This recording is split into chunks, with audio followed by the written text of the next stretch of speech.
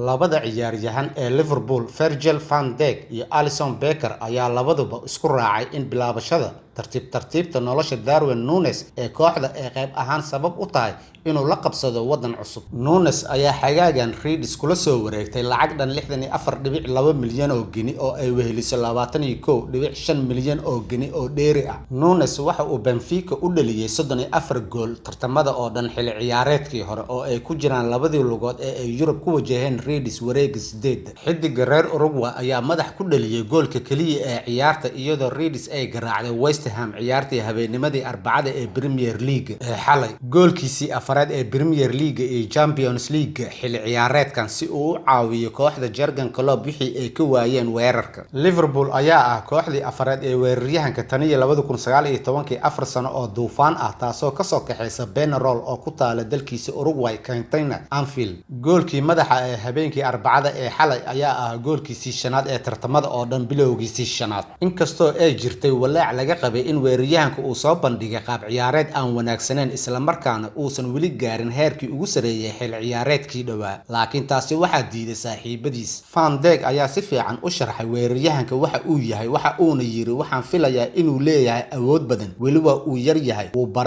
wuxuu baranayaa habka aan u ciyaarno, wuxuu baranayaa Ingiriisiga, waana weeraryahanka casriga ah ee dhibaatada u keena daafacyada. Waad arki kartaa maanta orodkiisa iyo dhisitaanka ciyaarta ayaa soo fiicnaanaysa. Waxaan haysanaa hub kala duwan si aan isugu dayno oo aan ugu faa'iideysano waa inaan u adeegsanaa kuwa naga soo horjeeda, taasina waa wax fiican. Goolhaya Alisson ayaa intaa ku daray isaga oo siinaya talo Núñez, wax badan ayaan caawinaynaa isaga, dhab ahaantii waan ku sii dhawaanaynaa. Isagu waa wiil aad u wanaagsan, waan ognahay in aysan fududeen oo ay aad u adag tahay in la dego wadan kale. Markii aan halkan imid waxaan aqaanay in yar oo Ingiriisi ah marka loo eego isaga inta Ingiriisiga uu garanayo. Wuu baranayaa si adag ayuu uga shaqeynayaa, taasi kaliya maahan garoonka dhexdiisa laakiin inuu barto Ingiriisiga ayaa loo baahan yahay. Waa nin edeb leh, aniga waan sii duqoobayaa, waxaan isku dayaynaa inaan caawino isaga, sidoo kale aan caawino Luis Diaz oo aan noqono koox oo wada shaqeeya wada jir ah mar walba marka aan joogno garoonka tababarka ama meel ka baxsan garoonka. Waa inaan waqti wada qaadanaa, muhiim uma aha isaga oo kaliya balse qoyskiisa iyo dhammaan qoyskeena ayay muhiim u tahay. Núñez ayaa jebiyay ismarwaagii ka dhanka ah Hammers isaga oo si cajiib ah madax ku dhaliyay kubad uu Kostas Tsimikas uga soo korooso meel fog kadib markii uu ka yara durqay